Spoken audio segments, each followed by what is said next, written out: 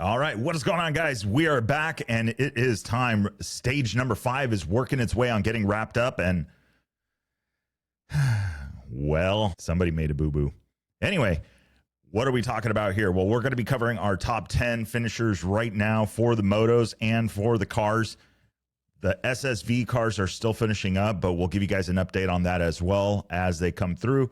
I was watching them. The first cars had already started to finish, so we'll check the updates right now, and hopefully we've got a few more of them. We'll at least be able to get you your top 3. So before we jump into that, let's check the graphic. What are these guys running today? What was stage number 5 all about, in case you guys missed the stage briefing or the stage preview? Total 492 kilometers these guys were going to run. 428 of those were going to be race and counting towards the clock.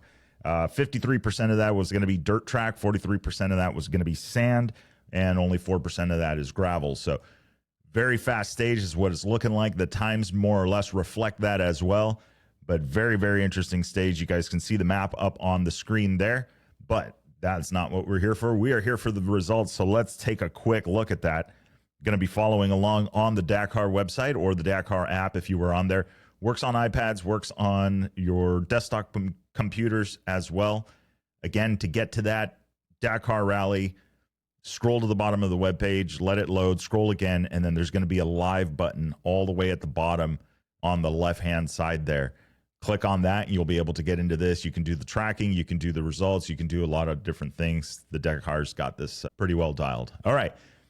Graphic on the screen, today's provisional stage winner, and remember, these are provisional results. They are going to be pending any kind of additional penalties, any kind of protests, things like that, any kind of time given back. The Roadbook, the electronic Roadbook thing, I knew it. It's starting to turn into a bigger and bigger conversation, and that's not going to be pretty. So hopefully the ASO is working on a backup plan because they may need it soon. Anyway, all right, your stage winner today, provisional winner, Luciano Benevides, 4 hours, 53 minutes flat. Followed by none other than Adrian Van Beveren. He's going to be on the Monster Energy Honda, finishing up 4:53.47. He's going to be 47 seconds back. And then on the Hero, Nacho Cornejo, finishing up 4:54 and 31 seconds, 1:31 back. So very well done there. Teammate Ross Branch from Botswana, the Kalahari Ferrari, otherwise known as, on the Hero Motorsports Team Rally Bike, 4:56.20 for him and 3:20 back.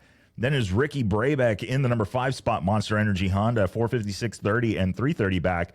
Skylar Howes in the number 6 spot, Monster Energy Honda, 4:57.40, going to be finishing 4:40 back. So about a minute and 10 seconds off of Ricky Brabeck's pace. Really quick in that, I really am liking what I'm seeing here. Both Ricky Brabeck, a former winner of the Dakar Rally, and Skylar Howes, no stranger to the podium on the Dakar side of things. A couple of stages there, plus top 3 for 2023 when he was with Husqvarna. So very, very interesting placement here.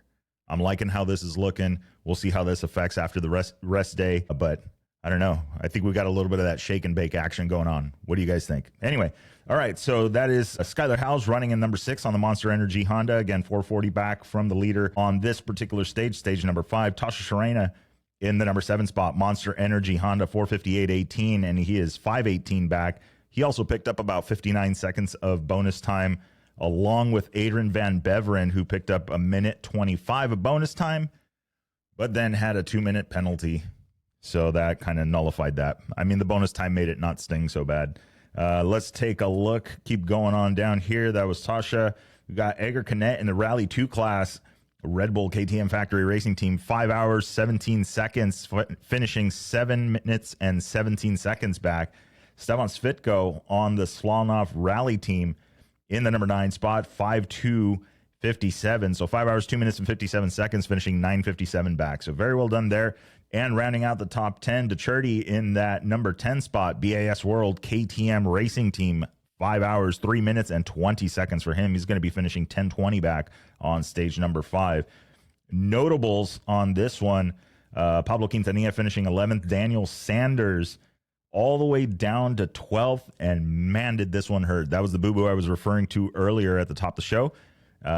Picking up somewhere along the way, picked up 5 minutes bonus time, 5:42 bonus time, and then gave away 8 minutes on a penalty.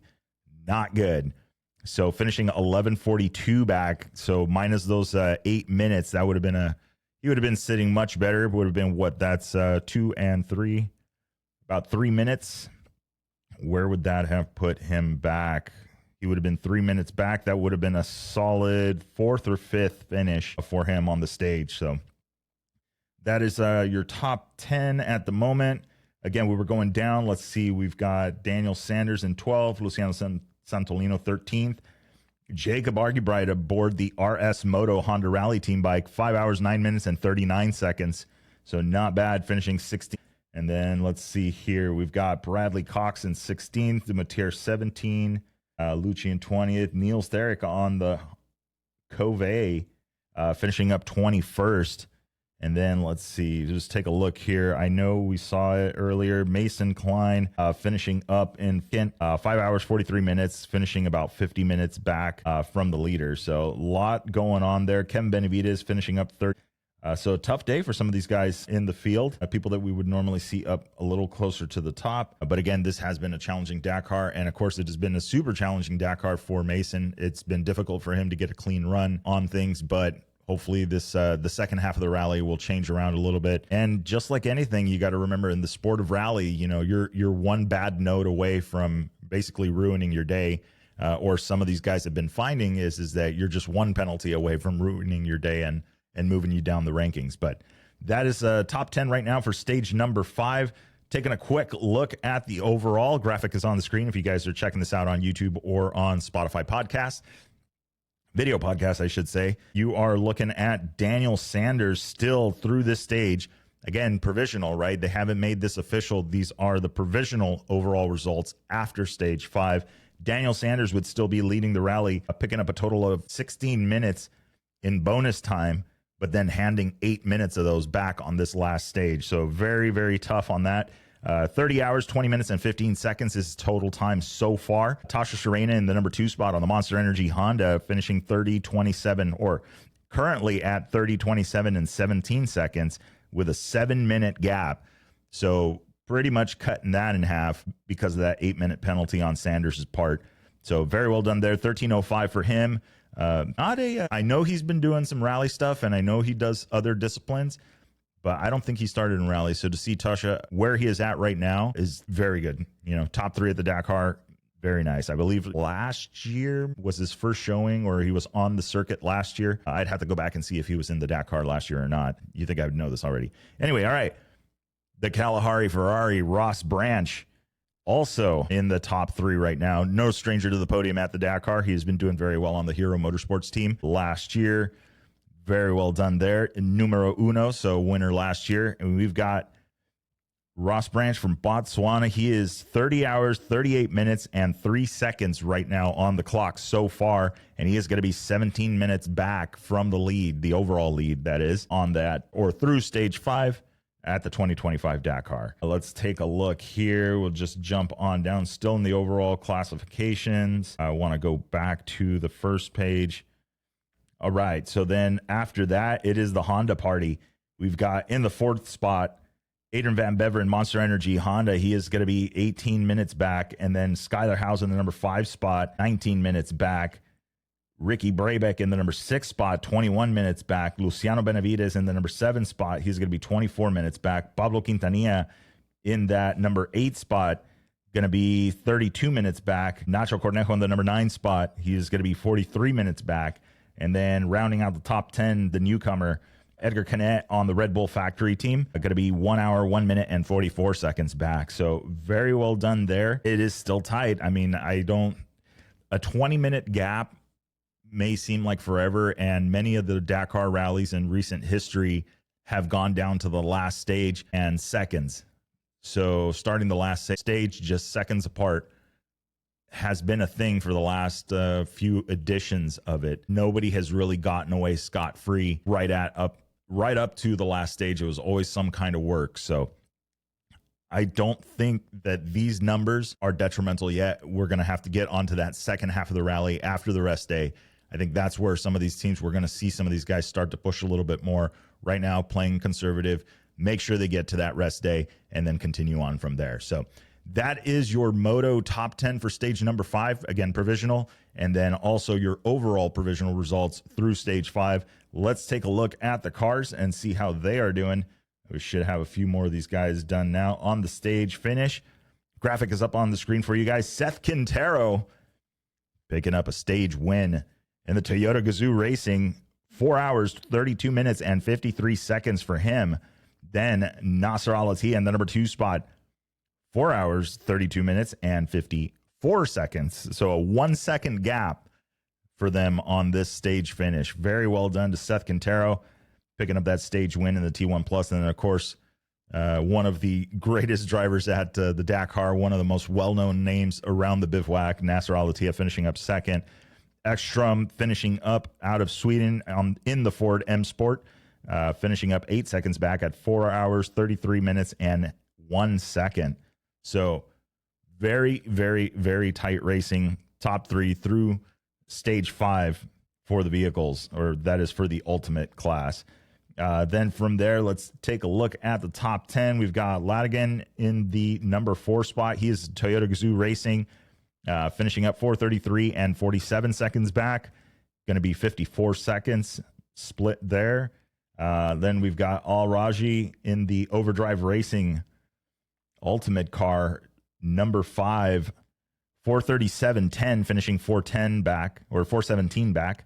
And then Variawa in the number 6 spot, Toyota Gazoo Racing, going to be 5 minutes back with a time of 4:37.53. Then Moraes in the number 7 spot, Toyota Gazoo Racing, 4:42 and 17 seconds back, going to finish 9:24 back. Mitch Guthrie and Kellen Walsh in the number 8 spot, inside that Ford M Sport Ultimate vehicle, 4 hours, 42 minutes, and 22 seconds, finishing 9:29 back. And then it is Serradori in the number 9 spot, Century Racing Factory Team, 4 hours, 49 minutes, 21 seconds, finishing 16:28 back.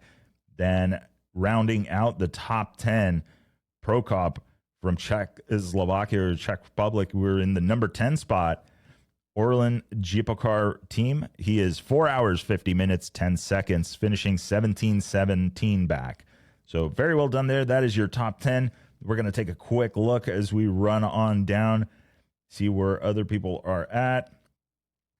We've got in the top 20, we've got one of the SSV cars. That is Lopez Contardo. He is going to be 29 minutes off the pace of the fast guy in this class, or in the vehicle class. So overall, let's take a look how this changes things.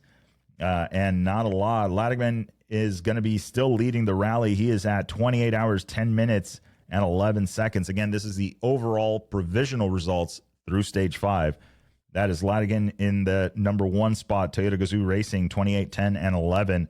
Then you got Al Raji in the number 2 spot, Overdrive Racing, 28 hours, 20 minutes, and 28 seconds. He's going to be 10 minutes and 17 seconds back.